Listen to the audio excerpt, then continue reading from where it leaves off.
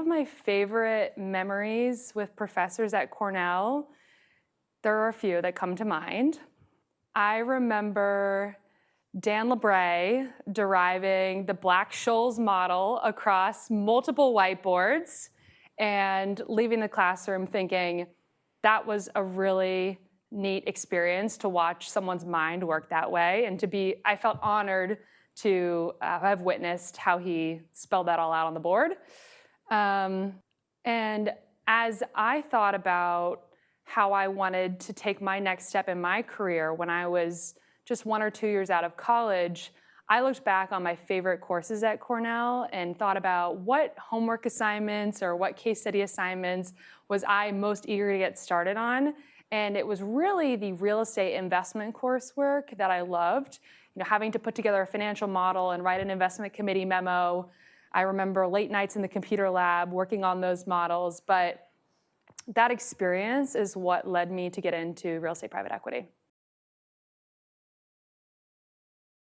The high-level function of investor relations at a real estate private equity firm serves as a liaison between the firm's investors and the firm's leadership. We are working day-to-day with our existing investors to update them on their existing investments with our firm, our team's outlook on real estate markets, as well as future investment opportunities. And we're working with firm leadership to craft our business development strategy. My typical day is spent on the phone or on airplanes going to meet with investors. I am updating our existing investors on their portfolio with our firm, and I'm meeting with prospective investors to talk about ways to potentially collaborate in the future. It is no secret that it's a challenging fundraising environment. On the investor side of the business, distributions are down. They don't have as much capital coming back to them. Valuations of their existing investments are down. And a lot of transaction activity is frozen.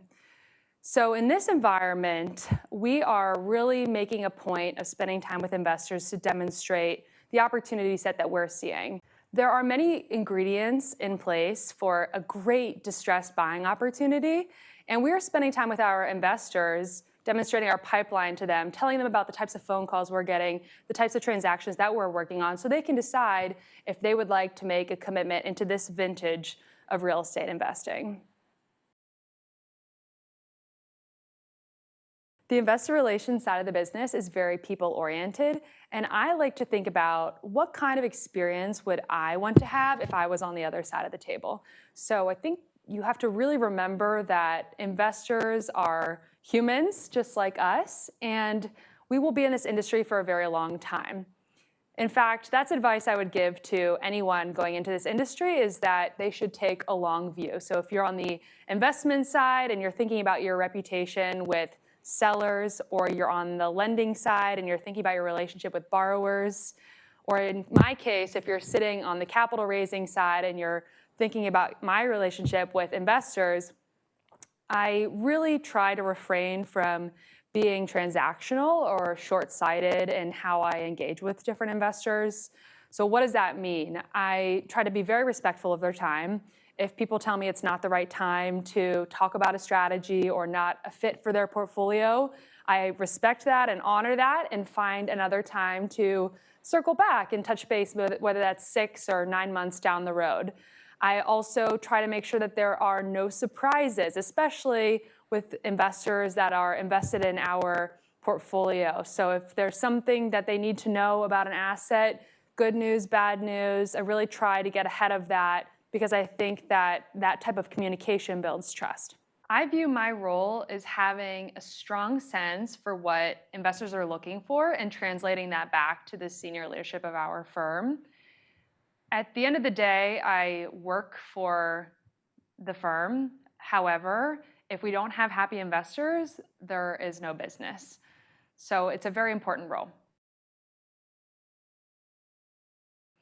One of my biggest pieces of advice to students is to take advantage of informational interviews. So call alumni, go get coffee with them, and pick their brains on their career path and understand what they're looking for in candidates or how they got to where they are.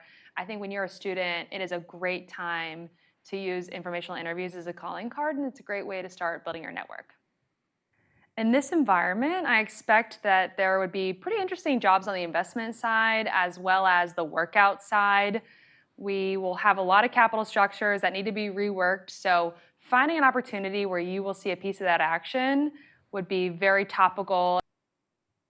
When there's volatility in the market, usually you see some musical chairs, people branching out to start their own firms, and I think those could be really interesting opportunities for graduates to go get in early at a new firm that's just getting started and get to see a great vintage for investing.